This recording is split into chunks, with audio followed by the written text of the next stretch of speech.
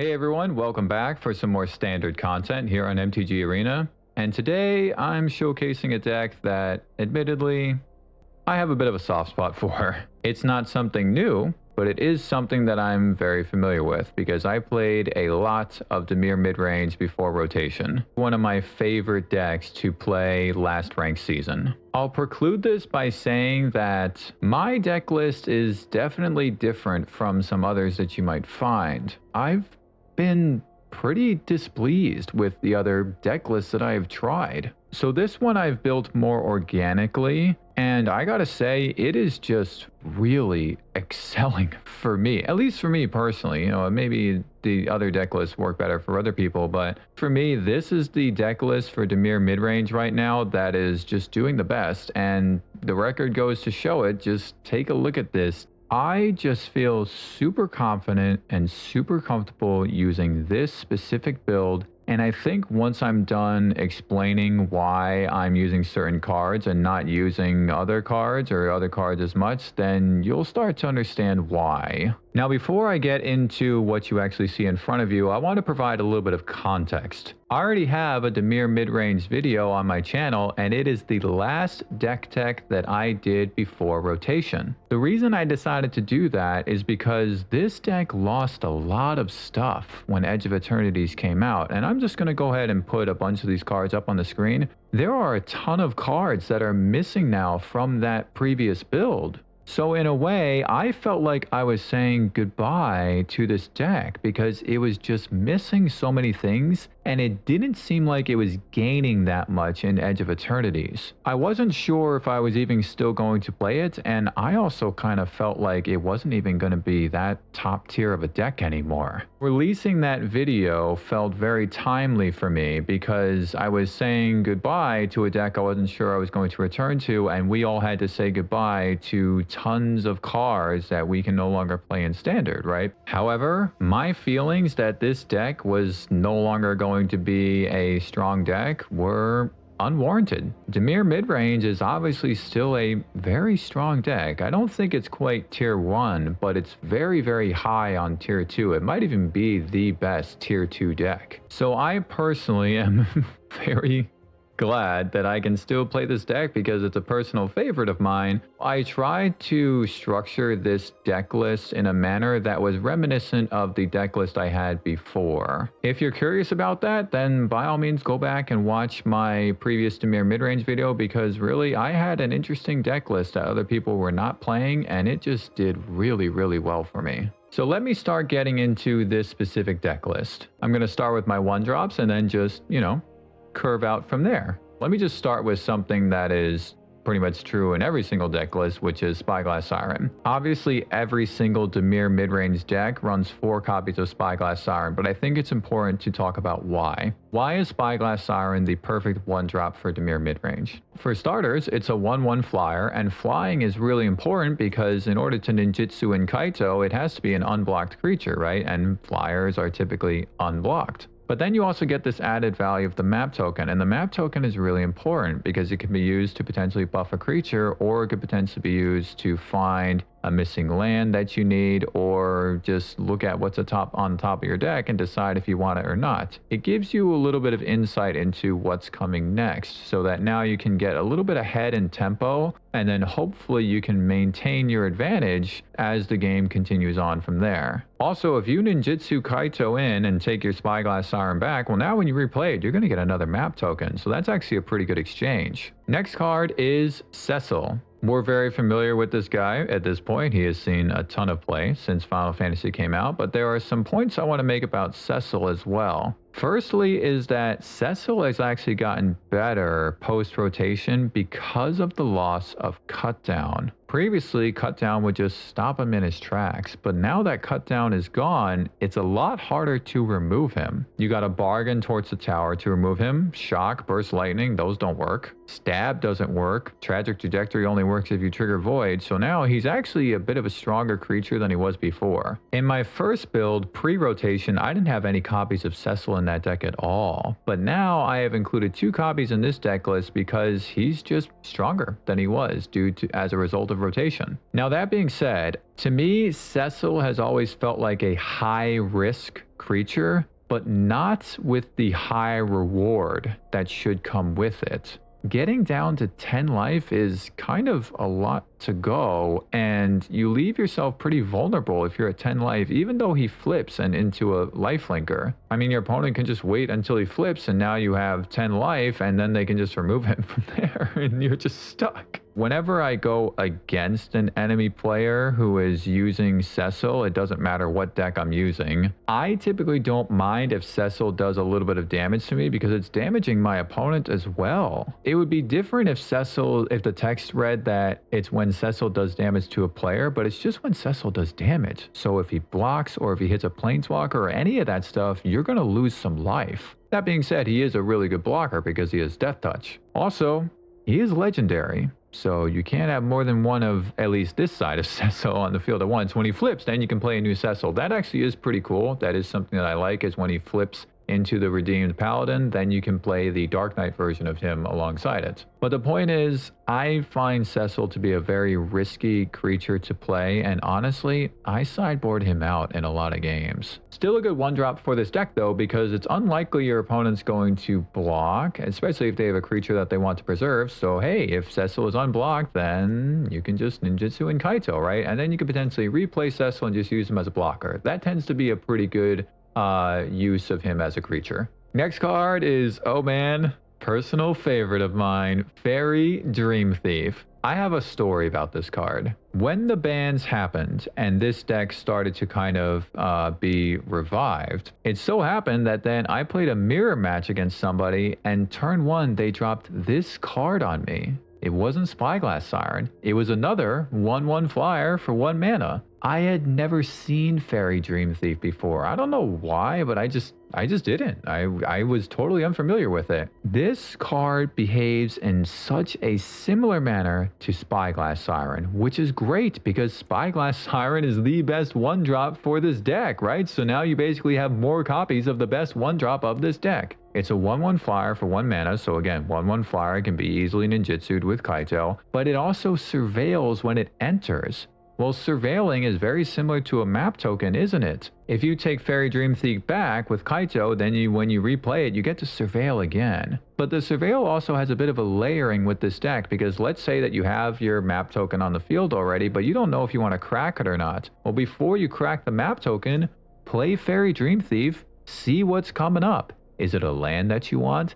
Is it a non-land? Do you then want to crack your map token and get the land, or get the +1/+1 counter on whatever creature you want to target with it because it's a non? You see what I'm saying? It really does go a long way in this deck. But not only that, you can just pay 3 mana at instant speed, exile it, and draw a card. So if you surveil with Fairy Dream Thief and then you see another Fairy Dream Thief on top, well, that's no big deal if I just put it in the graveyard, right? Because now I can just at a later time pay the 3 mana and then I'll draw a card off it. It is seriously just so much value in one single creature, just like Spyglass Siren. It's so much value in this deck, and I don't understand why more Dimir Midrange deck lists do not run multiple copies of this card. In my build pre-rotation, I had 4 Dream Thieves. However, with the rise of Izzet Cauldron, playing 4 copies just doesn't seem to hit the way that it used to, because not only can it get exiled into the Cauldron, it can also just get torched, and then again it gets exiled, right? So to that end, Cecil does feel like he has a good place now, again because Cut Down is no longer in the format. Next card is another familiar one, Floodpitch Drowner. So Floodpitch Drowner fits naturally in this deck, of course. What I will explain is why I'm only running 2 copies instead of the usual 4 that you might see.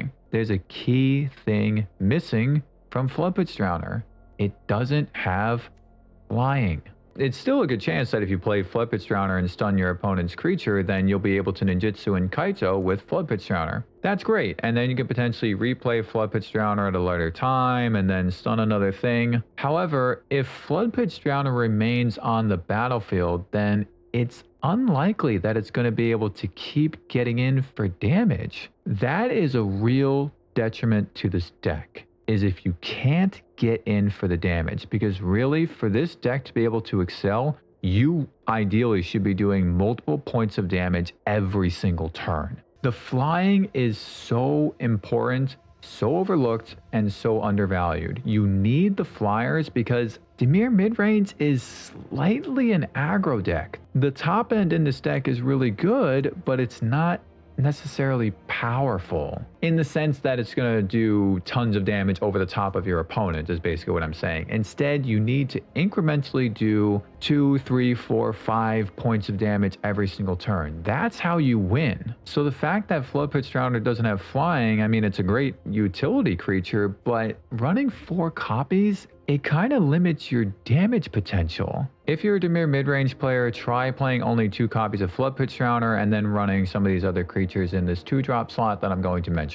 Next card is another new card, and it is Malcolm, Alluring Scoundrel. I personally think that the biggest loss for this deck once rotation happened was Fairy Mastermind. Spyglass Siren is the perfect 1-drop, and Fairy Mastermind, in my opinion, was the perfect 2-drop. It was a 2/1 flyer, and flying is great because you're more likely to be able to ninjutsu Kaito, right? It had flash, so you could do it at the end of your opponent's turn after they were done doing all their stuff. And the passive card draw, like the passive card draw was so freaking good because so many decks in Standard have card draw effects. Being able to flash that thing in at instant speed when your opponent was about to draw a card and now you draw a card also, it was just so valuable. In my previous Dimir midrange video, I said that there isn't an equivalent replacement for Fairy Mastermind.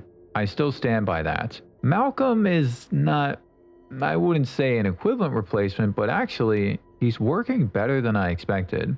One of the things though is that Malcolm is legendary, so you can only have one of him on the field at a time. And then the other thing is that while Malcolm can draw you a card, you do have to discard a card, whereas Fairy Mastermind could just draw you cards. However, really, again, Malcolm is performing better than I thought he would. If you flash this guy in at the end of your opponent's second turn, you're probably going to be able to hit them directly on your turn, which means it's very likely you're going to be able to get this card draw effect. Sometimes discarding a card can be a bit of an issue if you have a tough choice to face, but I was also really undervaluing this 4 or more chorus counters. I pretty much thought, well, how often is that going to happen? Well, it turns out it actually does happen often enough that I'm seeing value from it. And let me tell you, when this guy gets to 4 chorus counters, if you're holding a Kaito, and then you get to play that Kaito for free, it's really something. It's actually really nuts. Really, the main thing for me is that he's legendary and you can't play more than 1 copy, or else I actually think Malcolm would be an excellent 2-drop in this deck, but because he's legendary, I'm not running more than 2 copies. Next card is Plume Creed Escort. 2/1 flyer with flash, already great stuff, but now you get to give something hexproof. I don't understand why still many deck lists are not running copies of this card. It's really good in this deck to be able to just save your creature from being removed or just to be able to get 2 more points of damage in. It's just exactly the kind of thing you want. A flash, flying creature for 2 mana, decent stats, you know, 2 power. I mean, if you flash this thing in and your opponent doesn't get any flyers, then you're getting in 2 more damage per turn, which is pretty good. Last of the 2-drops is one that we are all very familiar with, Deep Cavern Bat. But you'll notice I only have 3 copies of the Bats. And actually, for a little while, I was only running 2 copies, and this deck was still working really well. The reason why is because Deep Cavern Bat is not something you want to ninjutsu with Kaito. It's literally an anti-synergy. If you run 4 copies of Bat in place of these other 2 mana flyers here, then you run the risk of missing your 1-drop, and then Deep Cavern Bat is your only 2-drop while you have a Kaito in your hand. That is not good. You need to have other options to be able to ninjutsu Kaito in so that when Bat lands, it stays on there. Now that being said, Bat is pretty good in this deck as a utility creature, because you want to try to play this on like turn 4 or turn 5 or turn 6 or something like that, because now you might take away the thing in their hand that they're holding as an answer, or you might take away like their biggest play or something, and now boom, you are staying ahead in tempo. Also, the lifelink really does make a difference, because look, if you're taking some damage away from Cecil, or if you're taking some damage from your Watery Graves, there are some instances actually kind of later on in games, like if I played a bat at some point and then took something and then I get another bat, that can actually be pretty good, because now I'll just cast this bat, maybe my opponent just has a land in hand or nothing, you know, nothing really super scary or whatever that I need to keep. And then I can use that second bat to ninjutsu in like a later copy of Kaito if my first one got removed or something like that. That's where bat is really useful. Now you can keep your other flyers that are a little bit stronger, right? With the 2 power and potentially your other creatures that might have gotten buffed from map tokens or something like that. So you prefer to keep those on the field because they do more damage, and then just take back the 1/1 flyer that's not doing anything, right? Moving on to 3 drops. I have 1 copy of Tidebinder in here. Very good card right now. Does so many things. Tidebinder does die pretty easily to fire magic. It obviously dies really easily to Torch the Tower. So you do have to be a little bit careful with how you use it, but it just counters so many things. Next up is Preacher. So let's talk about this guy. You'll notice that I only have 2 copies of Preacher. There are a number of reasons why. Firstly, Preacher is, yes, a really good creature, but he doesn't have flying. Granted, it's unlikely that your opponent is going to block Preacher because he's got Death Touch, so you'll probably get in for 2 damage, but still, if they have a blocker, if they have just like a 1/1 token or something like that that they don't mind blocking with, then you're not getting in for that 2 damage. You can potentially draw cards. Drawing cards is great, but you have mega card draw to be able to look through the deck, especially with Malcolm. Now, I will say that creating the 1/1 lifelink token can really be valuable. It can be used to protect Kaito. The 1/1 token also, I mean, it's rare, but that could be something that you use to ninjutsu Kaito, and what do you care if you take back a 1/1 lifelink token? You know, who cares if that's not on the field? Now, Preacher is really strong right now in general because he doesn't die to Torch the Tower, doesn't die to Shock, doesn't die to Tragic Trajectory unless you activate Void, doesn't even die to Scorching Dragonfire, a Braid. So when you cast Preacher, you're pretty much forcing your opponent to use hard removal on him, which is actually good because now it provides you a little bit of space to utilize some of your other creatures without the fear of that hard removal. That to me is the real value that Preacher brings to this deck, on top of just being an incredible blocker. But just like the bat, he is a utility creature, and he is really excellent in that role. He is really excellent as a utility creature in this deck. I see deck lists that are running 4 copies of Preacher and only 3 copies of Kaito. That to me makes absolutely no sense. Next up, Enduring Curiosity. So this card is obviously busted. It's an absolutely broken card.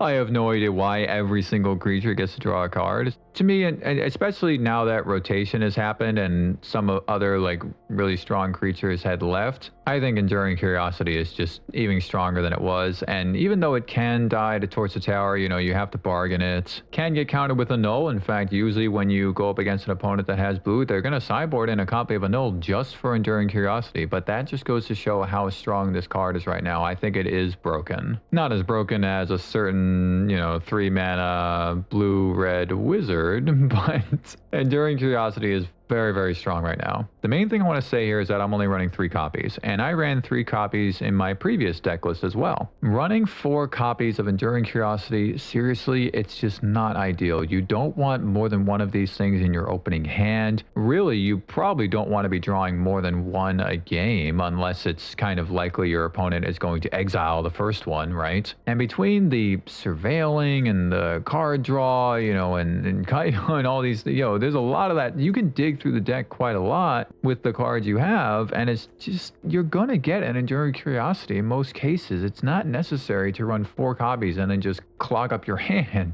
That being said, arguably the strongest card in the deck. Moving on to the other strongest card in the deck, you know, these two go back and forth, but Kaito. I am running 4 copies of Kaito. Kaito is your advantage. It's what you do on turn 3 to get ahead in the game, and then you try to use your other cards and tempo and all this stuff to stay ahead. For 3 mana, you're putting in a Planeswalker that also does 3 damage to your opponent and can potentially draw a card or get buffed up or stun an opponent's creature. I think that Kaito is possibly the best turn 3 play in the entire format. You don't always do it. You know, sometimes your opponent might have too many creatures and then they can just come back on their turn and then take them out. Or maybe you got something weird going on with your lands, like you got too many tapped lands or something like that, and you kind of want to wait so that then you don't have your 4th or 5th land come in tapped. Don't be afraid to get a little bit aggressive with the stunning.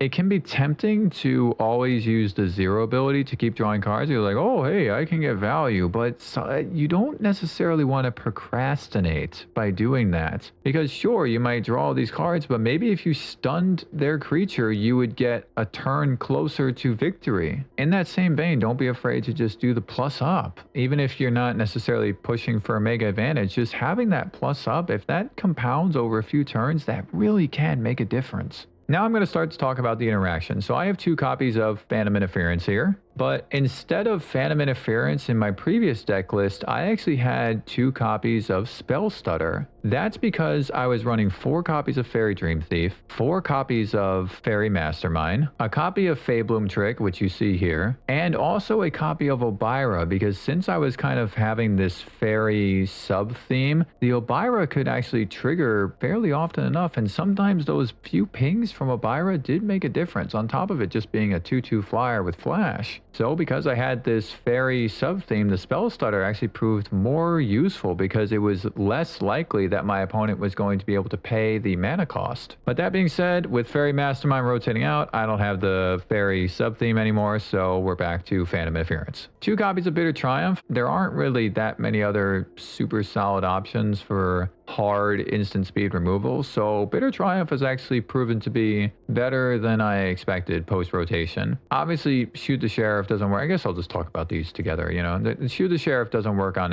everything, right? Any creature that's an outlaw, you can't target. I used to run 2 copies of Shouldered Edict and then 2 copies of Go for the Throat, and that's basically what these are. You know, these are the replacements, so then now you have something that can get rid of planeswalkers or just pretty much gets rid of any creature, and then you have something that can get rid of most creatures but does have some restrictions. 1 copy of Strategic Betrayal. There are a lot of things that you could potentially put in place of this, but I do think that really with the prevalence of Gruul Delirium and the prevalence of Izzet Cauldron and even the Unidex and all this stuff, or even honestly the Orzhov Aristocrats, because you might not want them to raise the past, I think Strategic Betrayal is useful enough in the main deck. Last piece of interaction is Feybloom Trick. This card is freaking awesome. It is just so good. It gives you 2 flyers that can potentially put in, get in for damage, or you could potentially ninjutsu one of those things and put in Kaito, or you can just tap down an opponent's creature. Not only does it stop your opponent's creatures from attacking, but you might be able to stop them from harmonizing a spell, or you could potentially stop them from crewing a vehicle like a World Wagon, but you would have to do this at the end of their turn, right? So you wouldn't do this at the start of the turn because then they would just crew it anyway. But at the end of their turn, you know, if the World Wagon is like a better blocker for them, then you can potentially tap down their creature and now they can't activate the World Wagon on your turn. I'll talk briefly about the lands. So obviously this deck lost a lot with the lands, right? It lost 2 dual lands. It did gain Watery Grave, which kind of offsets it, but now you're missing 4 potential copies of one of the other dual lands, right? For that reason, I am running 3 copies of Restless Reef. I used to only run 2, but I do feel like it's necessary to run 3 copies to kind of ensure that you have the mana that you need. The tap lands, generally speaking, it's not too bad. You can potentially discard them with Malcolm, and also, again, you are digging through the deck. Sometimes, yes, it does prove to be a bit of an issue. Sometimes you don't want to shock yourself with Watery Grave.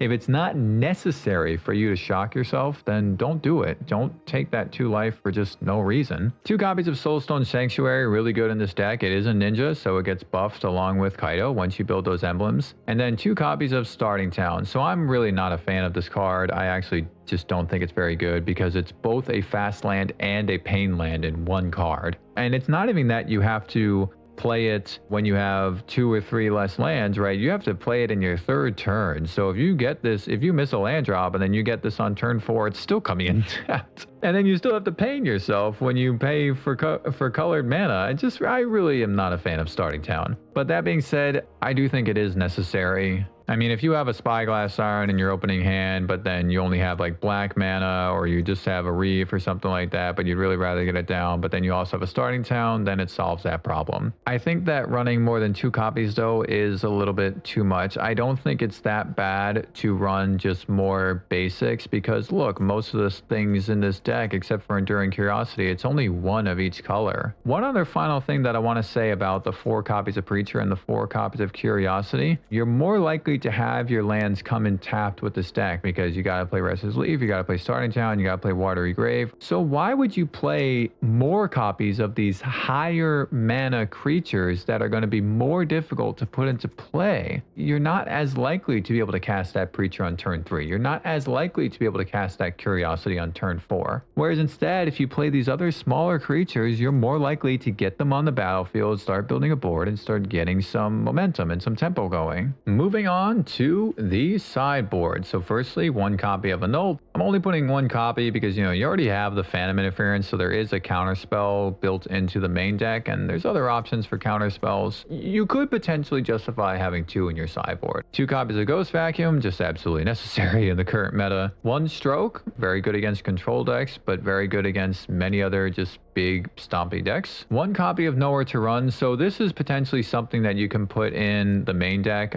instead of Strategic Betrayal, and I did do that for a while. It does work pretty well. I think Nowhere to Run is actually in a pretty strong place right now. It gets through any wards. There are a lot of creatures with 3 toughness that die to it. So I do think that you can potentially put 1 copy, this in the main board, and then put Strategic Betrayal in the sideboard, or even just have 2 copies of Nowhere to Run, like 1 in the sideboard and 1 in the main board. I think that's also fine. Extra copy of Tidebinder makes complete sense to me. 1 more copy of Preacher, excellent blocker. That's really the main thing that I use it for. But I just always found that 4 copies in any deck, even after sideboarding, it's just really not that valuable. You know, there's so many other things that you can do on turn 3 that feel like a better tempo play. 2 copies of Spell Pierce. I didn't always have these in here. I did have them in my original deck list before rotation. It does feel like the decks that you would use this against play a slightly slower game than expected, and they're kind of more likely to hold up that 2 mana, and I also think just people are getting better at playing around it. These could potentially be other things, but as it is, you know, they are proving to be useful for me. 2 copies of Duress. These go in against control decks. You could also potentially run 3 copies in the sideboard. I think that also is warranted. 2 copies of Negate. These also go in against control decks, but they're also very good against the artifact decks, and actually Spell Pierce is pretty good against the artifact decks too. I'll usually sideboard it in when I'm playing against one of those. Extra copy of Strategic Betrayal. This is one that I also kind of go back and forth on. You know, this could be another copy of Annul. It could be another copy of Nowhere to Run or something like that. But again,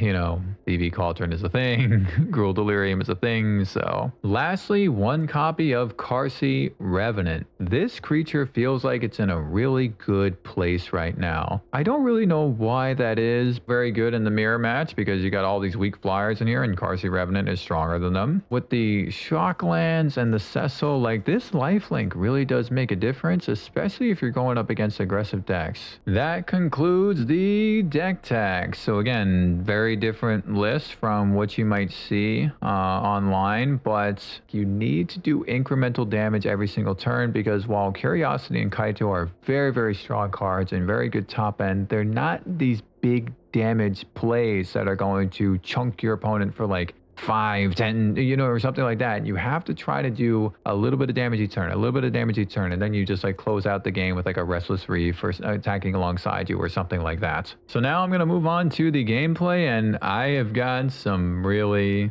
interesting stuff, some of the top decks in the meta right now that I'm playing against. I hope you all enjoy. I'm very much looking forward to showing you this deck list in action.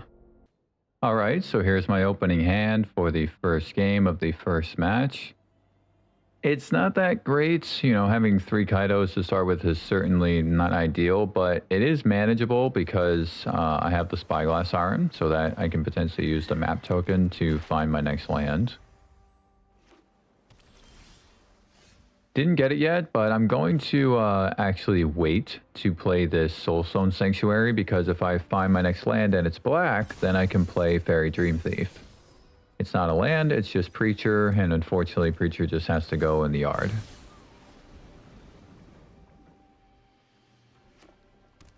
So it's an Azorius deck, and it is Azorius artifacts. Well, it could be Jeskai artifacts, but...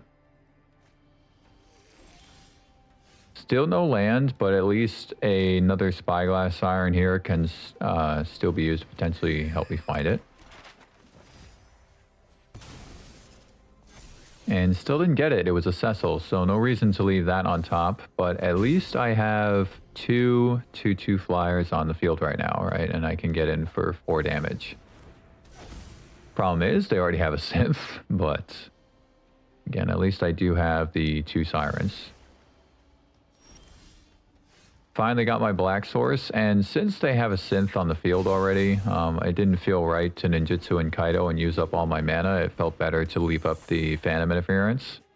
And I surveil off of the Dream Thief, and it's a Deep Cavern Bat. So at first I was thinking of binning this to try to find my 4th land, but then I was thinking, oh, if I counter whatever they play next, then seemingly I might want to use the Bat as a follow-up play, because I already have a decent amount of damage on board.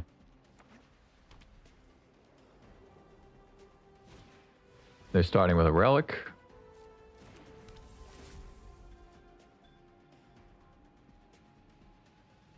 And then they're going to play a Memory Guardian. So this definitely feels like something I should counter, because when the Guardian comes down, it's not only a 3/4 flyer, but it will also make a Construct token off of the Synthesizer.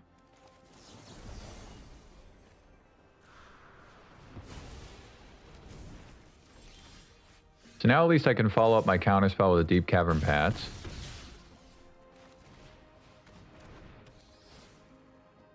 And this hand is a little loaded, so they have a Day of Judgment, a Snare, and a Repurposing Bay. I was actually thinking that if I take the Repurposing Bay, they're kind of forced to use either Day of Judgment or Perilous Snare, and it will slow them down a little bit if I do that. So I took the Repurposing Bay to kind of force them to respond here instead of just building constructs and sacrificing the relic and stuff. It would have been better for them if they had done Day of Judgment, but thankfully they played the Snare. So now I can ninjutsu and Kaito off of the Fairy Dream Thief, and then drawing a swap, I can also replay the Dream Thief. So this is actually going to be really good. I can get in for a total of 7 damage here once I ninjutsu and Kaito.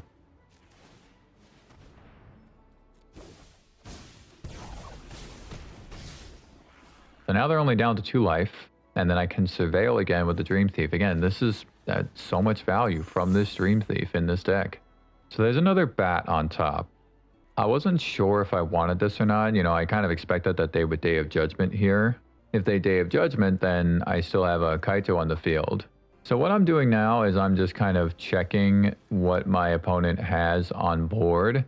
And I'm also checking to see... you see how I'm hovering over the Clayfire bricks? I wanted to double check how much life they gain from it. They gain 2 life. So what I was thinking is that if they Day of Judgment and play a Clayfire bricks, then they're going to be at 4 life. This is why I decided to plus up Kaito, because then I could get in for 4 damage with Kaito. So they play Repurposing Bay. They are not planning to Day of Judgment. They get rid of one of their constructs, and then they go find a Basilisk Collar. I'm not really sure why they did that, because now they can't do anything. I think they might have miscounted how much mana they had, and they thought that they could equip it, and then they could gain some life, but they could not. They did not have the mana to do that. So first game went pretty smoothly for me, and now I'm just trimming a few things. Certainly a Null is going to go in. No reason to have nowhere to run. It doesn't really have a good target. Don't really need this much removal either. You know, they have the Affinity Guardian, but they don't have as many creatures. So what I also typically do is I'll cut a Kaito when I'm on the draw. Although I guess in this case that might not have been necessary, because they don't really have that many flyers aside from the Affinity Guardian thing. So maybe I could have actually left that 4th Kaito in. But the reason why I usually cut a Kaito is that it's less likely that I'll have an unblocked creature, so I don't want to necessarily fill my hand with Kaitos like I did the first game, right? So certainly putting in a Null, putting in Negates, putting in Duress. Karsi Revenant also seems good here. They don't have a lot of flyers aside from the Guardian, so Karsi Revenant can potentially fly over and gain me some life, but it can also just block and remove the Guardian. And what I'm also considering here is I'm wondering if I want Preacher in the deck at all. He's a good blocker against the construct tokens, but otherwise, he might not really be able to get in for damage. So I'm actually thinking this putting in 2 copies of Spell Pierce might be better. However, I think I overdid it a little bit. I think it would have been better to leave in 2 copies of Shoot the Sheriff because they do have the Guardian and then they do have construct tokens, right? So now I'm only limiting myself to essentially 1 removal spell. I think it might have been better to maybe put in just 1 Spell Pierce and leave in both copies of Shoot the Sheriff. Here's my opening hand for the second game. This is pretty good. Can start with a Fairy Dream Thief. I have a Bat, Flood Pitch Drowner. Now I drew a Negate. And there's another Fairy Dream Thief on top. Not really that necessary to leave that, even though it is a flyer that could potentially get in for damage. But this is exactly what I was saying in the deck tech. Now I can put this Fairy Dream Thief in the bin, and then I can still get value of it because I can exile it from my graveyard for 3 mana and draw a card. So now I'm thinking Deep Cavern Bat could be a good play here. It could also be a good play to just leave up Negates.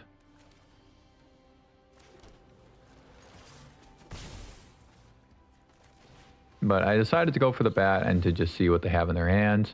And this hand is pretty loaded. So, similar thing to the previous game where if I take the Repurposing Bay, they're forced to respond to my Bat. And then I was thinking that I can just counter the United Battlefront with my Negate if I need to. So I do decide to take the Repurposing Bay. Again, this pretty much forces their next turn. They have to remove my Bat if they want their Repurposing Bay back. So they do go for the Snare, and then they are going to remove my Bat.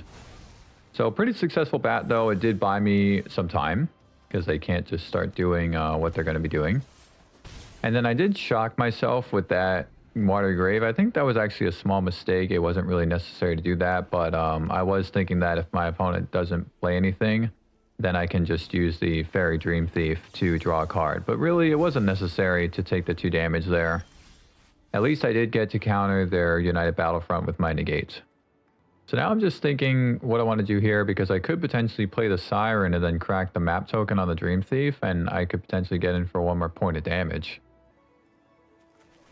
So that's what I'm going to do. I'm going to crack my map token with the Sanctuary. It's a Karsi Revenant, which is pretty good. I'm thinking that is fine to keep on top. And one thing about the Flood Pitch Drowner is that it actually is quite good in this matchup, because if I target a token, then I can just shuffle the token away, which effectively removes it. Speaking of, they do play a Synth. And now they also do have enough artifacts to be able to play the Guardian.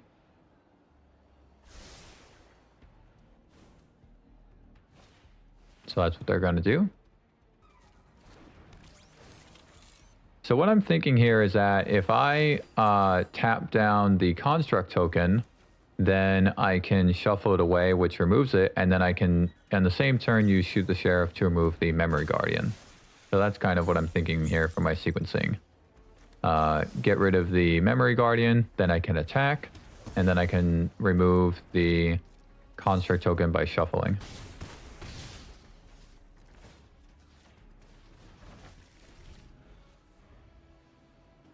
The problem is that my opponent does have mana for this Repurposing Bay, so they can just, get rid of anything here. They might get rid of their Clayfire Bricks and then get another Synth.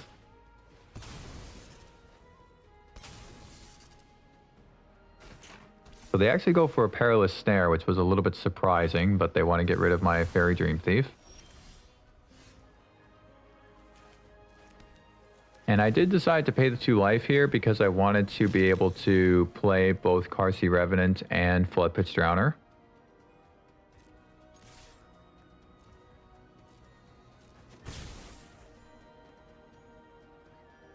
So now Karsi Revenant can block a construct, I'll gain some life and it will get removed, and then I can also tap down one of them with the Flood Pitch Drowner. So I'm going to start with the Drowner before combat. And they have a Divert Disaster. So unfortunately that play is not going to work. I can at least still block with the Carsey Revenant.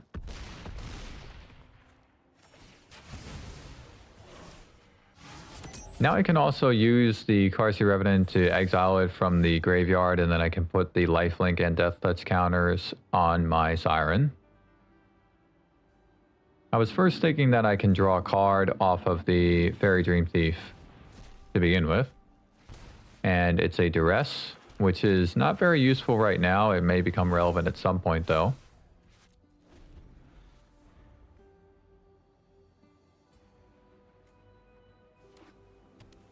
My opponent just drew a land. They're going to attack and I will block. So now we're both just top decking and we have nothing on the board. I at least do have a Soulstone Sanctuary though, which is something. I drew a Deep Cavern Bat, which isn't too bad because even though my opponent has no cards in hand, it is something that I can put on the field and it's a flyer that could potentially get in for damage. So it's looking like my opponent didn't actually hit anything there. It might just be a land, and they're actually going to get rid of their Synth, which was a little surprising. They're going to get a Thousand Moons Smitty. Drawing that Restless Reef was not too bad because that's another thing that I could potentially attack with. And then I wasn't going to play Duress here because they seemingly didn't have anything in their hand, right? That's why they had to use the Repurposing Bay. They're going to use the Repurposing Bay again on their Thousand Moon Smitty. And they're going to get another Memory Garden. So that was a smart idea from the opponent, essentially getting 2 creatures, you know, 1 each turn. Unfortunately, I just draw a Starting Town. But now at least I can activate the Reef and attack. I'll get rid of the 5/5 token.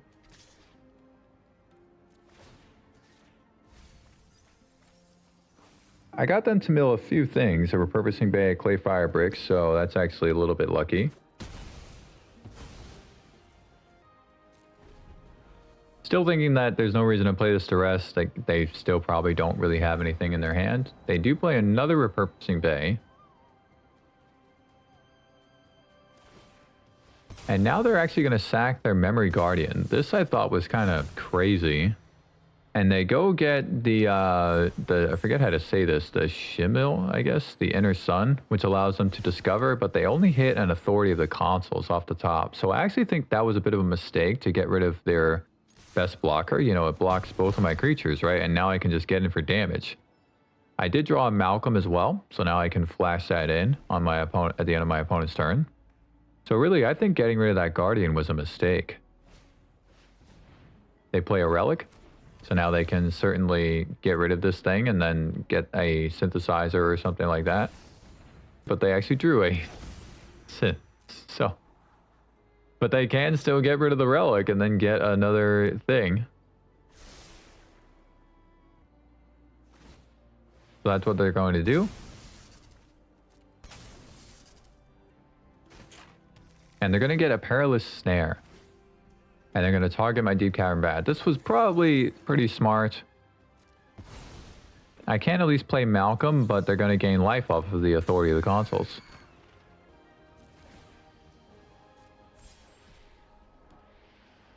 And then they hit another Authority of the Consuls. I'm unfortunately just drawing lands here. I don't really have a play. It did feel like I could potentially use this Duress because they did draw a card off of the Cryogen Relic. And then I drew another copy of Duress from the trigger off of Malcolm. Certainly going to get rid of Day of Judgment here. And then I was thinking, well, I can potentially use this other Duress to get rid of one of those counterspells, because if they double counterspell me, then I'm probably not going to be able to play whatever my next spell is. I'm also thinking of just holding this land in my hand. No reason to show what I have.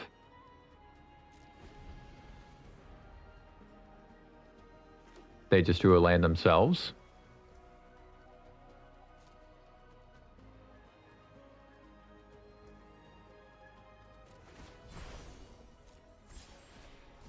So they discover, and look at this, they hit a United Battlefront. So that was a mega hit for them.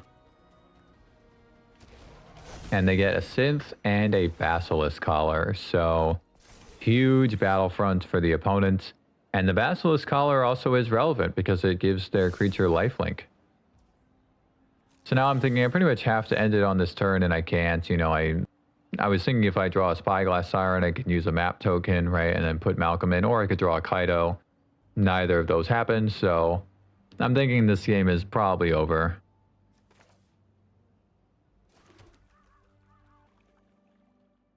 So they equipped the Basilisk Collar, and now their construct has lifelink, and I mean, I didn't feel like playing this one out. You know, I pretty much am not going to be able to come back from that. The second game still went pretty well. You know, I almost won, so I'm feeling pretty good. And when I go back on the play, I put the 4th copy of Kaito back in. I felt like Duress, you know, it is very useful, but it is better when you're on the draw compared to the play. So I decided to put in the Cecil just to potentially get in for some more damage. Now I need to cut one more card, and I'm having a tough time kind of figuring out what that would be.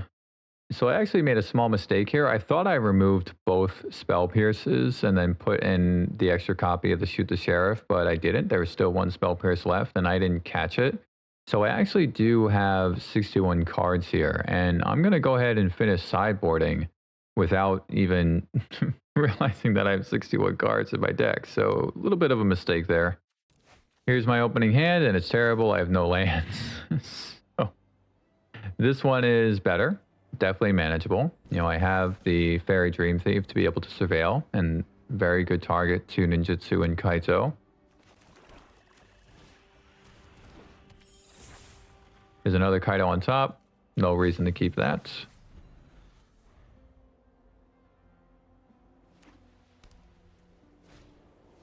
There's the Basilisk Collar that effectively won them the game the last time.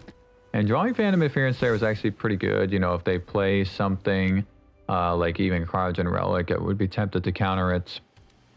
They don't play anything, so now I'm thinking of flashing in this Poom Creed. And they were holding up Divert Disaster. Thankfully, I got my 3rd land. So this is, again, what I was saying in the deck tech is that this is a perfect example as to why Kaito is possibly the best turn 3 play you can make in the entire format right now, especially if you're on the play. I'm at a huge advantage now. Didn't make sense to keep both of these lands, but I did consider it because if I draw the Reef, then I can play it on my next turn, and then if I play the Watery Grave, I have enough mana to activate the Reef.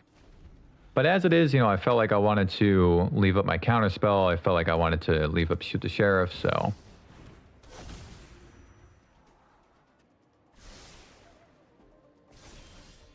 So I did draw my 5th land anyway. And I'm certainly going to play Fairy Dream Thief here, and then leave up my Phantom Interference. There's a Cecil on top. This didn't really seem that good. You know, I'm potentially going to attack with the Reef next turn.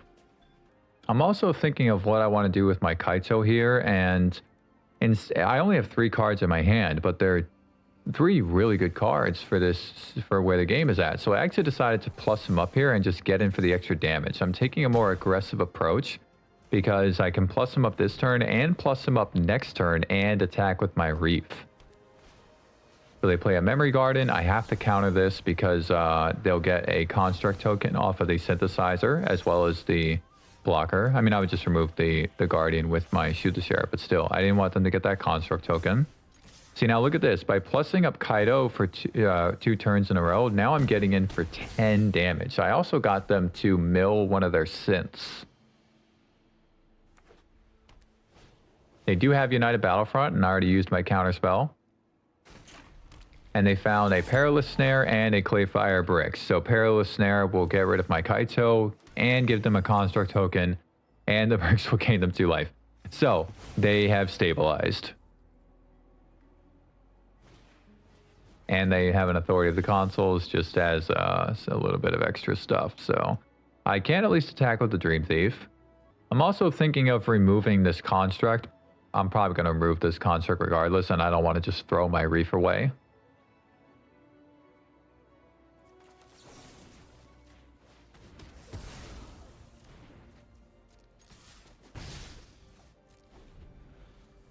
And now I'm thinking they actually are dead on board. Unfortunately, with the United Battlefront, they gain 2 life off the Clayfire bricks, but they're still dead on board. I still decided to flash in this escort. It wasn't necessary, but even though they gain 2 life off the consoles, the Plume Creed does 2 damage. I just wasn't sure what was that unknown card in their hand. It turned out to be nothing, but you know, I just wanted to get in the extra creature just in case they had an answer for my Restless Reef. And that's the game.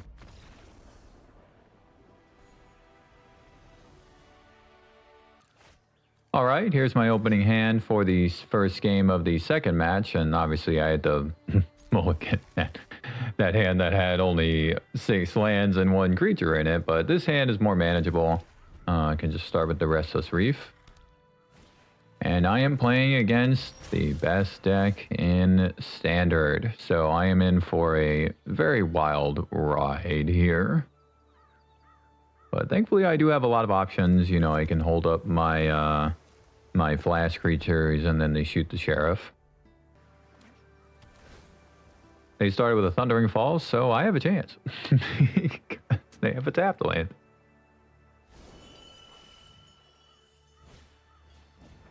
But they do play another Mako.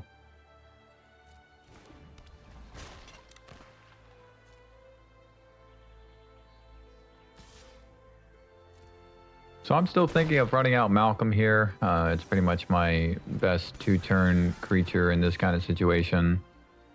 Going to be able to draw a card, and then I do have to discard a card. So I'm already kind of thinking, you know, what am I going to let go here? Because really, all of these cards that I have in my hand can be kind of valuable. And this is what I was saying in the deck tech, is that Malcolm really does have some drawbacks.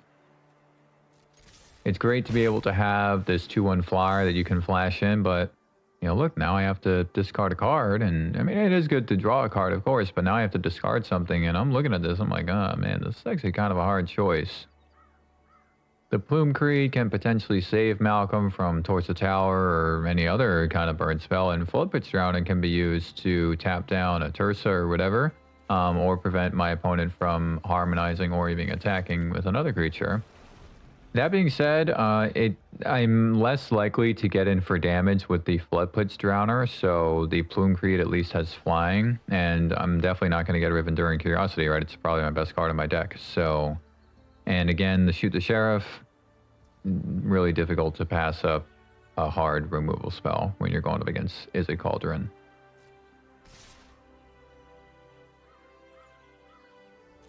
I'm actually kind of hoping that my opponent does try to burn my Malcolm here. And they did not. They played the best creature in Standard, this absolutely broken card. But now I'm wondering if I should shoot this Vivi. That's why I'm pausing here. It feels risky to leave it on the battlefield, and then I can draw a card off of Malcolm on my turn when I play Enduring Curiosity. I also just draw a card off of Malcolm's trigger, so...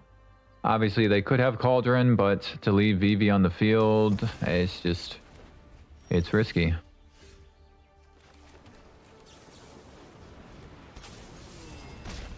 Now I get to draw cards, and you see how it orders these triggers? That's the way you want it, where it's going to order the Enduring Curiosity trigger first, so that you can draw the card from Curiosity before you draw the card from Malcolm, so that way you have more options for discarding. So they do have a Cauldron, unfortunately. But again, there wasn't really much I could do there. You know, Vivi was just going to keep getting bigger and bigger if it stayed on the field.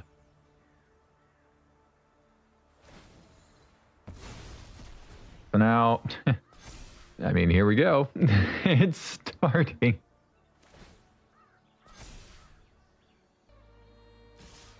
I'm a little surprised that they're attacking me here, but obviously they do still have mana. They're going to cycle one of their Makos, and then the other one is going to remove my Curiosity. Really not a bad trade, though, for me. And then they still had the mana for a Steam Core Scholar. Now, that is a problem. And they have another Vivi in the graveyard, so now they can do it twice. You know, it's like on top of everything, man, on top of everything that Vivi brings, the fact that you can put it in the Cauldron and do it twice, if you have 2 of them, that is just absolutely absurd. You know, it's one thing to have this creature that is so overpowered with all this crazy text, doesn't have to be tapped to do its thing, and but then you can put 2 of them in the cauldron, 3 of them, whatever, and you can just activate it that many times. That is just absurd, man.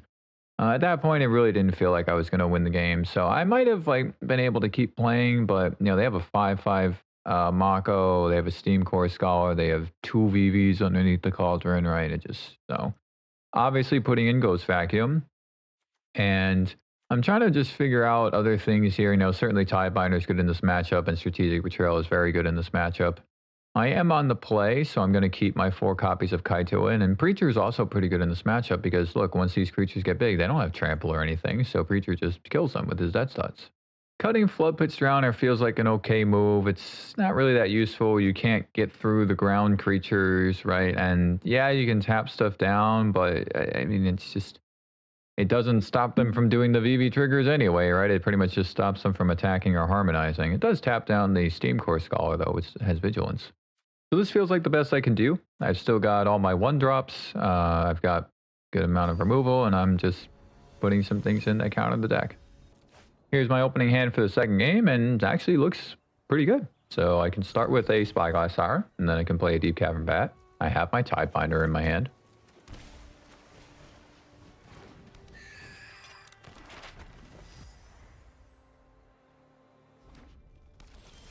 I drew a Kaito, which is also really good, and now I'm wondering if I should play this Restless Reef, because then I'm going to get to play Kaito on my next turn. I was worried about, well, anything, right? Proft, fear of missing out, all these great turn 2 plays that they have. So that's kind of the approach that I'm taking here. I'm going to buff up the Siren, and I can ditch that Enduring Curiosity. I don't necessarily need more than 1. Even though the first one could potentially get removed with Torso Tower still, it's better that I just find a land here and get through my deck. They're wasting an Abrade on my Siren, which is... I'm totally fine with that. Now I can certainly play my Bat.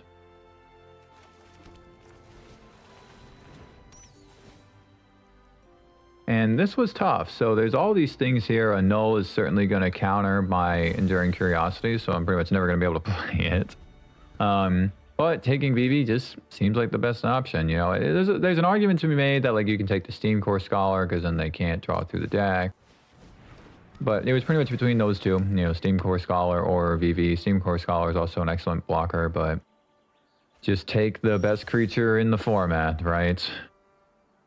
But now I'm thinking of playing Kaito and stunning down the Steam Core Scholar. The only thing I really have to worry about then is a Tursa, who would then remove my Kaito. But I can remove the Scholar, and then I can attack with the Bat, and the next turn I can potentially attack with Kaito and the Reef. I'm not going to play Curiosity because they have a Null in hand still. Play another Scholar. Steam Core Scholar is really good in this deck now. Drawing a Spyglass Siren was actually pretty good.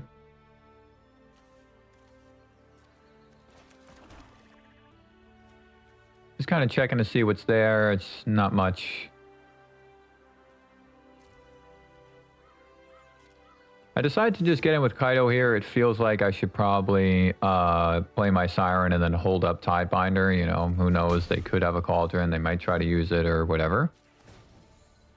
Fairy Dream Thief can certainly go in the yard since I can draw a card off it potentially. And now I'll just run out my Siren, and then I'm kind of thinking that I could crack this map token as well. Put it on my Siren, and then Siren can block the Steam Core Scholar and remove it. But unfortunately did not get the ++1, just found a Restless Reef.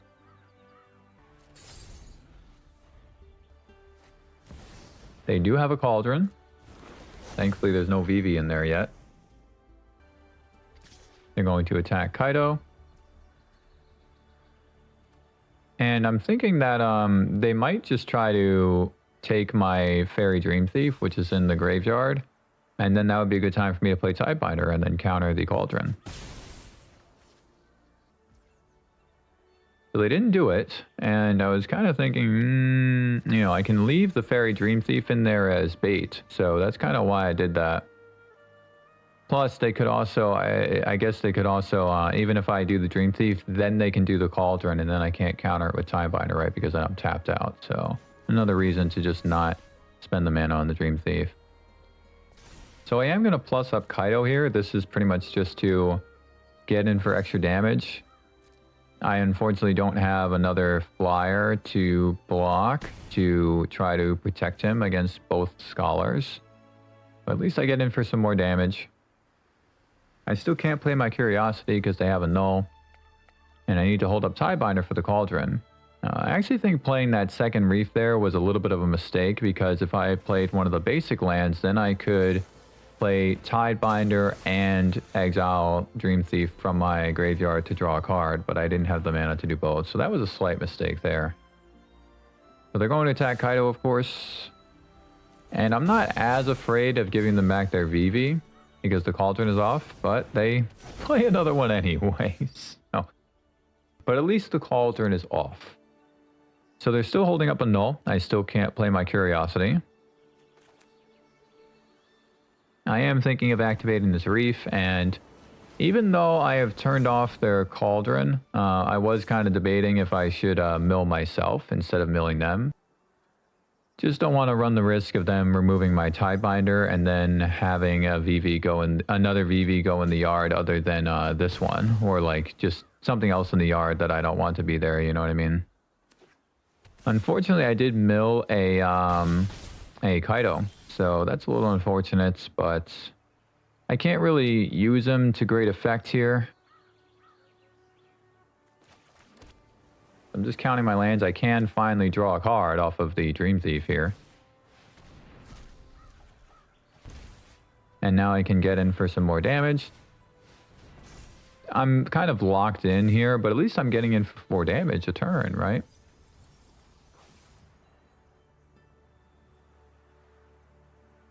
And they're still not blocking.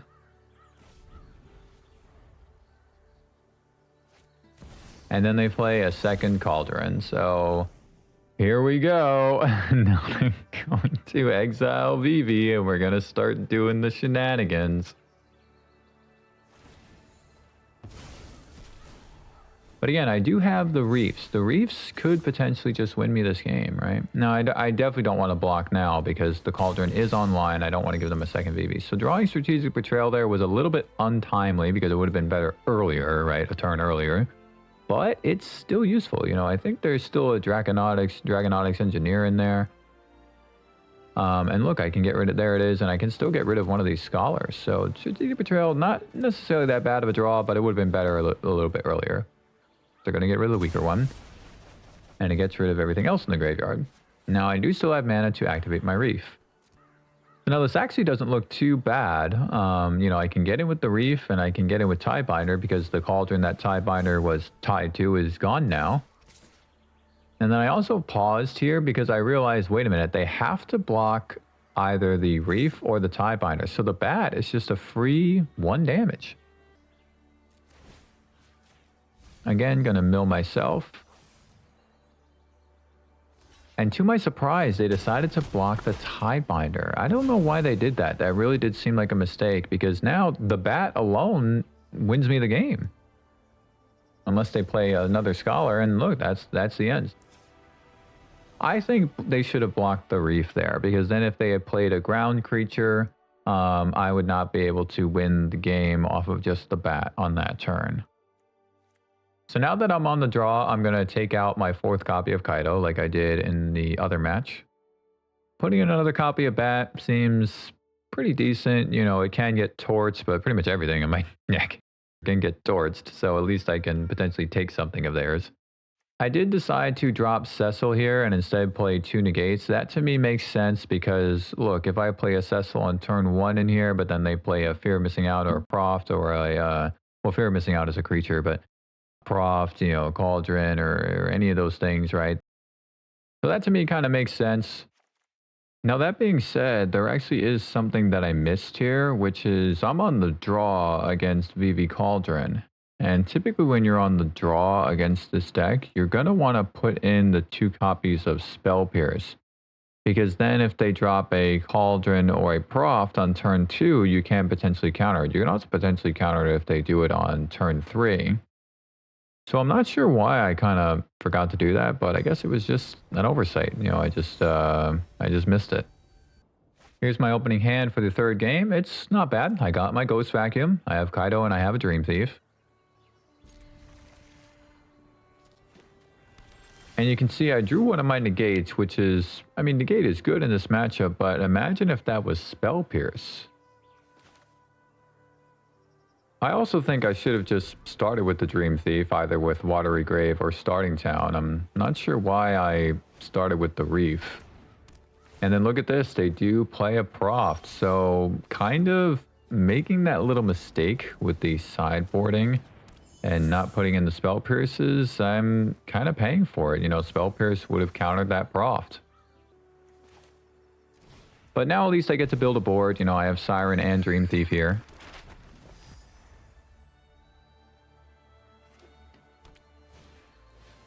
Steam Core Scholar comes down, and now it's going to get very large off of Proft. So they discard a Cauldron, which means that they probably have another one in their hand. I drew another Siren, which actually isn't too bad. The fact that the Scholar has Vigilance, though, it's really tough. Made sense to drop a Ghost Vacuum here. They have the Cauldron in hand because they discarded the other one. I'm just going to pass a turn and hold up my negate. You know, maybe I can counter their other Cauldron if they decide to play it. And instead they play a Braid, so I'm certainly going to have to counter that. I can't let them get rid of my Ghost Vacuum. It's my only way I counter their spell, or their deck. But they have another one, so. Still not too bad though, at least I forced them to use 2 Braids on my one single Ghost Vacuum. And now at least I can play Kaido, I can stun down the Steam Core Scholar, and then I can get in for some damage. So that's what I'm going to do. Again, as I said in the deck tech, don't be afraid to be a little bit aggressive with Kaido's stun ability. Because look, stunning this Steam Core Scholar is really good. It has Vigilance.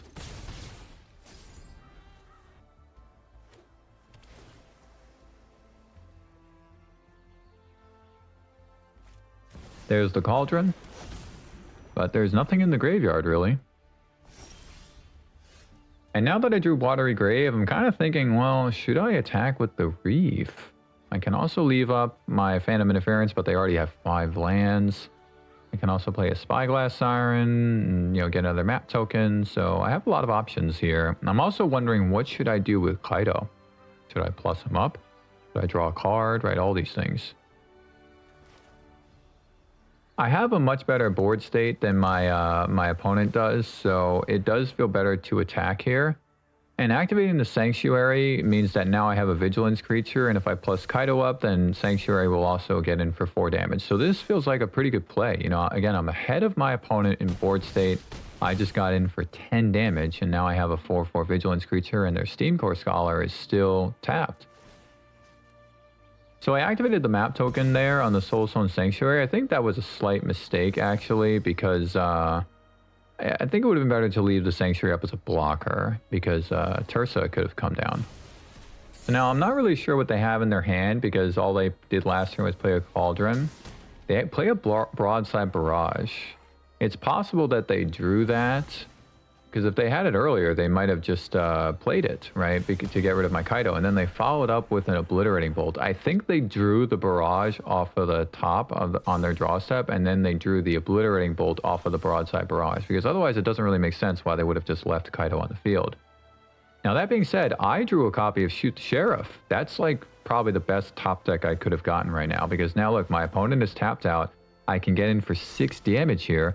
And then if I just remove their Steam Core Scholar, then I'm going to win the game unless they have another flyer, because I have 2 damage in the air.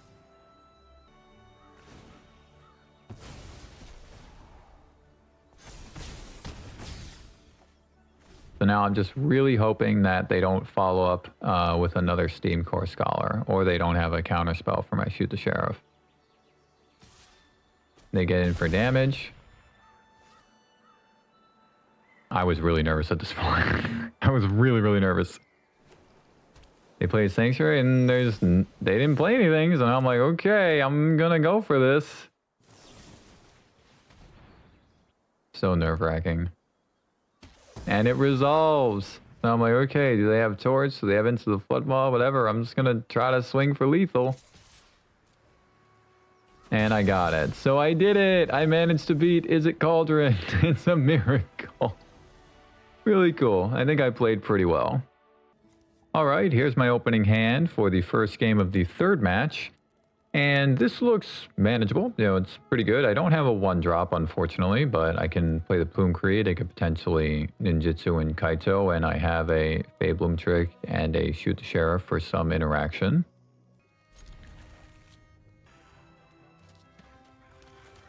So I'm going to start with my Restless Reef because you get the tap land out of the way.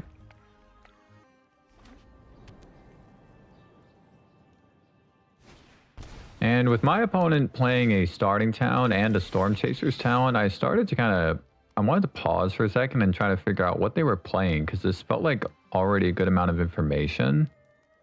Pretty much one of the only decks I really know that plays both starting town and Storm Chaser's talent is Esper Pixie, right? Which is a deck that I'm very familiar with. And I wanted to pause and think about that because it would kind of help me determine if I wanted to play Cecil or Plume Creed. In this case, I wanted to play Cecil because he's not as likely to get removed, and also he's a good blocker against the Otter if the Otter gets prowessed. Now that being said, my opponent plays a Nowhere to Run, but I also figured that's fine. If they want to use a Nowhere to Run on my Cecil, I'd prefer they do that as opposed to another creature. It does kind of set me a turn behind. I would have preferred to have been able to play Cecil on turn 1, but I couldn't do it. My opponent's going to stock up. Obviously, this is a deck that I know very well. I played so much Esper Pixie. You know, I have an Esper Pixie video on my channel. So I have a good sense of what I'm in for here. And I'm actually going to Fabloom Trick this Otter. So that way I can ninjutsu and Kaito with one of these tokens potentially. But also, it just taps down their buffed Otter token, right, with the prowess. So now I am being mindful of the fact that they could have 4 mana next turn and Cosmic Grand Zenith in hand, because again, this is a deck that I'm very familiar with. So that's what I'm thinking here. And if they do have Cosmic Grand Zenith in hand and a 4th land and another spell, then I'm going to want to remove Cosmic Grand Zenith immediately.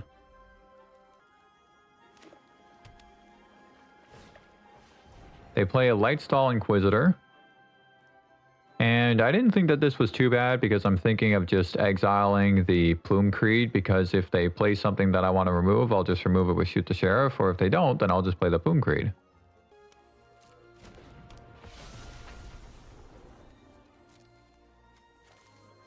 Exiling the Plume Creed.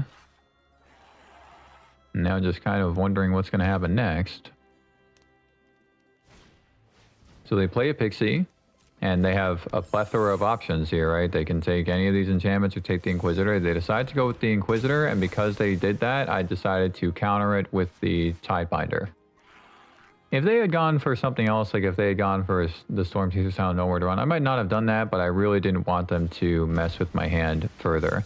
And then they followed up with a Sheltered by Ghost, so that was a good play on their part. Lose my Tidebinder, and now Pixie has flying again.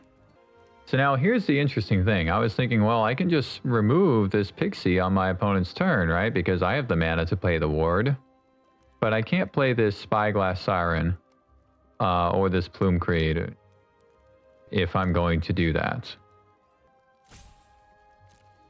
What I was also thinking is that I can use the Shoot the Sheriff to remove the Pixie at instant speed, and then I'm going to get my Tidebinder back at instant speed.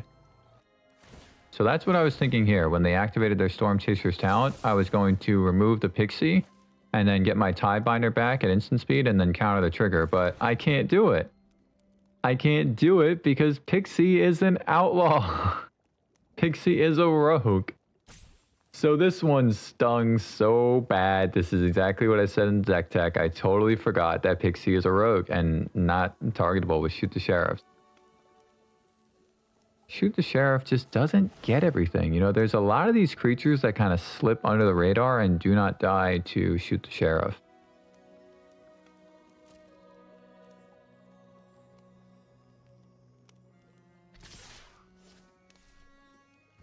At least I'm thinking that I can flash in the Plume Creed, and then also my 1/1s are adequate blockers against Pixie.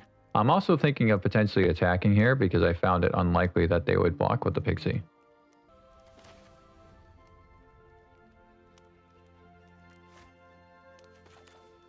Just wondering if I want this land to come in tapped or not. I was thinking again, you know, if they play a Cosmic Grand Zenith, then I'm going to want to Shoot the Sheriff up. So now I'm going to flash in Kaido. I did that because if I flash in the token, then I can't replay it, but at least this way I can potentially replay the Plume Creed, right? If they don't play a Zenith that I want to remove with Shoot the Sheriff. Now I'm just wondering what I want to do with Kaido. Do I want to plus him up or do I want to surveil? I decided to surveil, and there's 2 lands there, so I'm kind of glad I did that. I was debating if I was going to take one of these lands, because 6th land might not be so bad. I can then play the Siren on my next turn and also activate the Reef if I wanted to do all that. So that's kind of just what I'm wondering. At the same time, though, you know, I did kind of want to find something because I don't really have too much going on here. I was really looking for like a Bitter Triumph or something like that to get rid of this Pixie. I got another land anyway.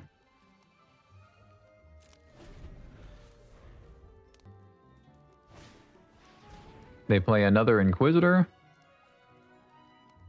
So now I'm kind of wondering what I'm going to do about this. You know, I felt like just having the land come in tapped, but at the same time, I think it might not have been a bad idea to target the Siren as well, because then I could play the Siren. I still have 4 mana up.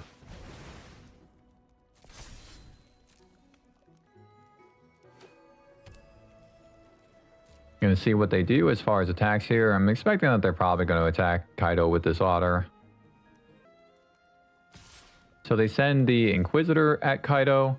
I'm thinking it might still be okay to just block that guy and get him off the field.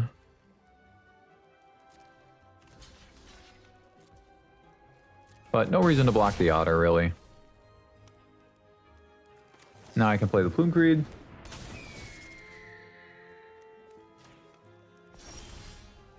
And then I drew an untapped land anyway. So still have a lot of options, but I am still worried about Cosmic Grand Zenith. You know, if I tap out, that creature is probably going to come down. At the same time, you know, we're both at 12 life here, and we're kind of in a bit of a stalemate as far as board presence. And this Reef can get in for 4 damage, and then I can put them on a 2-turn clock after that with just the Reef. So I decided to plus up Kaido here. I'm thinking I'm going to attack with him. And again, I really am considering also attacking with the Reef here, because then that's 8 damage if they don't block. So big swing here. I know my opponent is probably not going to block with the Pixie, but they might block either Kaido or the Reef with Inquisitor. But then still, I get in for 7 damage. So they do block my Kaito, and now at least I can follow up with a Spyglass Siren. I do have a blocker against my or for my Kaito if they want to attack him. And now I'm thinking if they do play Cosmic Grand Zenith, then it might not be so bad because I can remove it with Shoot the Sheriff, and here it comes. No surprise, really.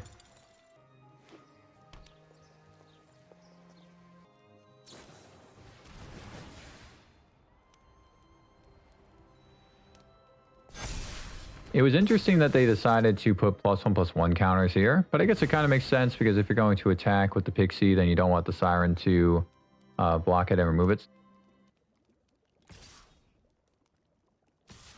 So they're actually swinging at me, which I was a little surprised about, but I didn't really see a reason to block here. You know, Kaido can potentially stun Cosmic Grand Zenith, and then I can just get in for damage.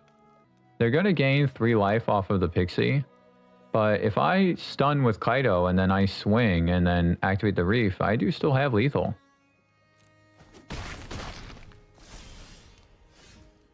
So that's what I'm going to do here. I'm going to stun the Zenith. And then I'm going to activate the Reef, and then I'm going to swing. So I think my opponent just might have misplayed this. It doesn't feel like I should have won on this turn. You know, maybe hold back the Otter as well or something, but...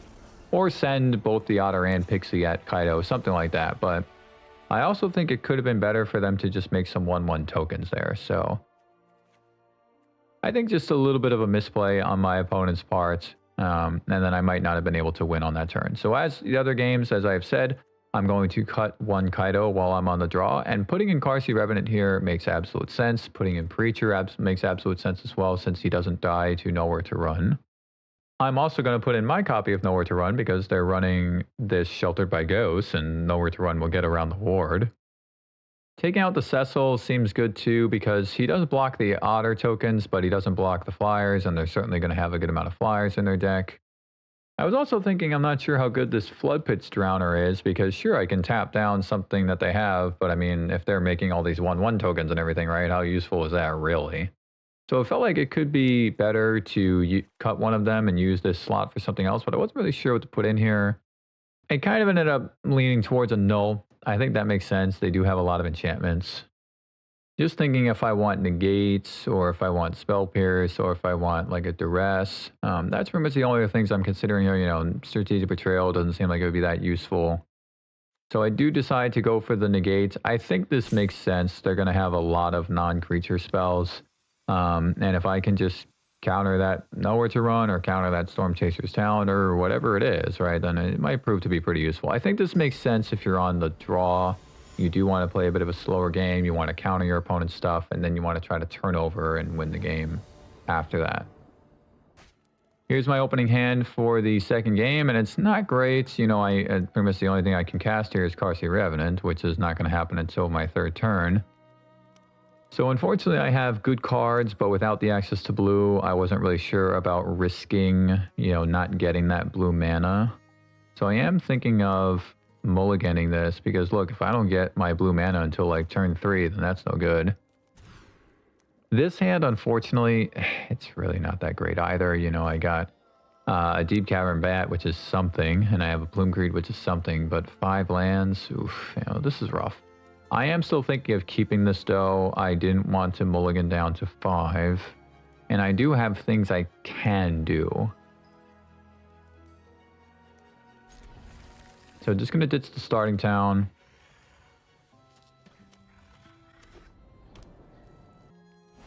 My opponent starts with Lightstall Inquisitor.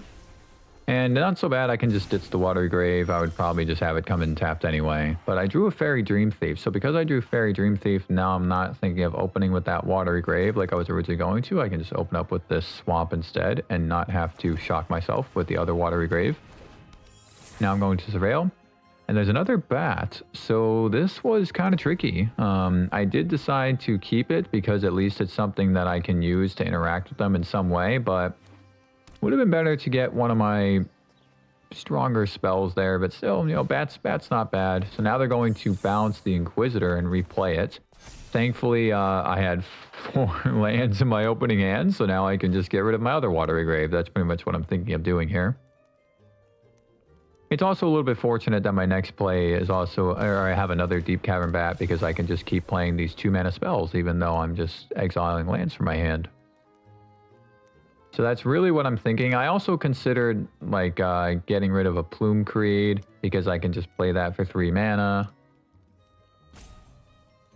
But it did feel like the right thing to do was just the Watery Grave, because I can buy some time with these bats. And I didn't think I had to worry too much about them coming in tapped when I have some bats that I can play. So I'm going to start with the Plume Creed, because I actually don't mind blocking the Pixie here with the Plume Creed. For what it's worth, my opponent also is at 18, I'm at 20, right? So there's a slight disparity here in the life.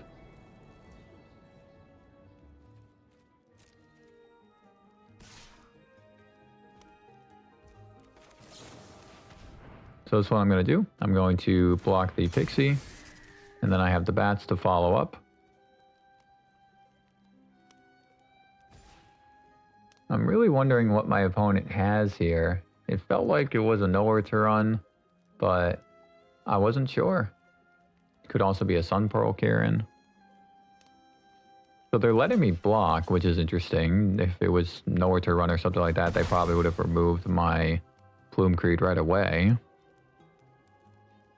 But I'm going to bat on this turn, and I'm going to find out what it is. So I drew a Kaido. It obviously would have been good to have the mana, the access to the mana, but I still didn't think it was such a big deal. Let me see what's in their hand, and then I can potentially just ninjutsu on my next turn.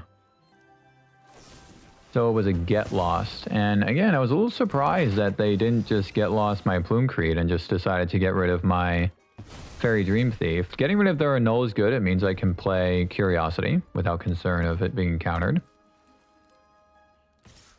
They attack with the Inquisitor. I'm certainly not going to block. And now I have these map tokens that I can potentially use to my advantage here. I'm not going to ninjutsu in Kaito because I have the Annul underneath this bat. I decided to play the second bat. I figured they only had a land in hand, and I was correct. But the reason why I did that is what I was explaining in the deck check, which is now I can ninjutsu this bat back to my hand, and then I can just replay it on a later turn. So this is where the bat actually does show some value, is when there isn't something underneath it, and my opponent just drew another land there. I don't know why they played the land that I knew they had instead of the... and leave the unknown card in their hand, right? That would have been better, but... So now I'm thinking I'll just ninjutsu the bat that has nothing underneath it.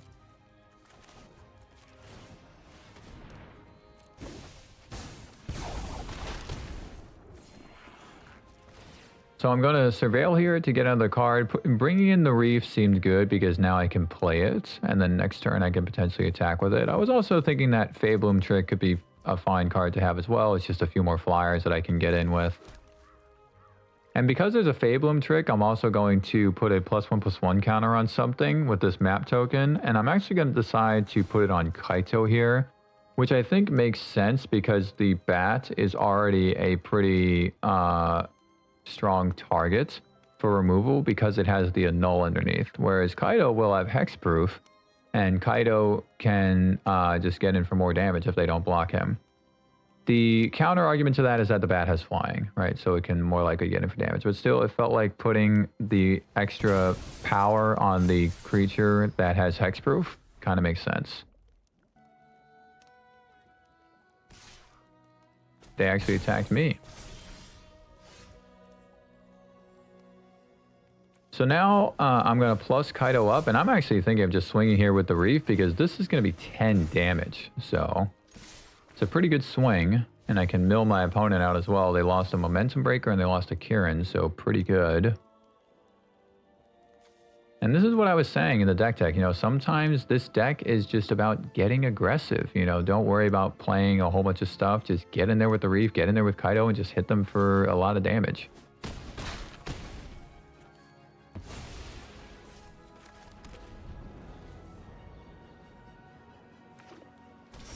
Now they didn't play anything, and then they just concede because they didn't have anything. So interesting game there. You know, I was wondering if this person had actually watched my Esper Pixie video, but I think that's highly unlikely. But still, interesting game.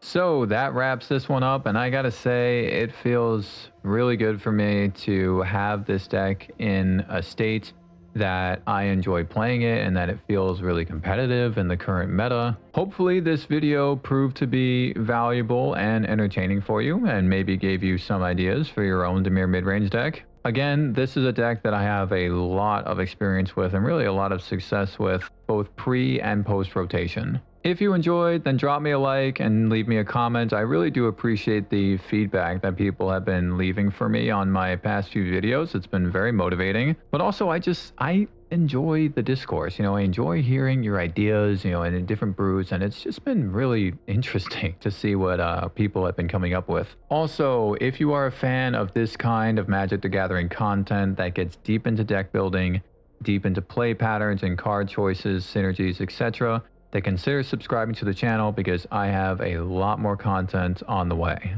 Thank you all so much for watching, and I will see you in the next video.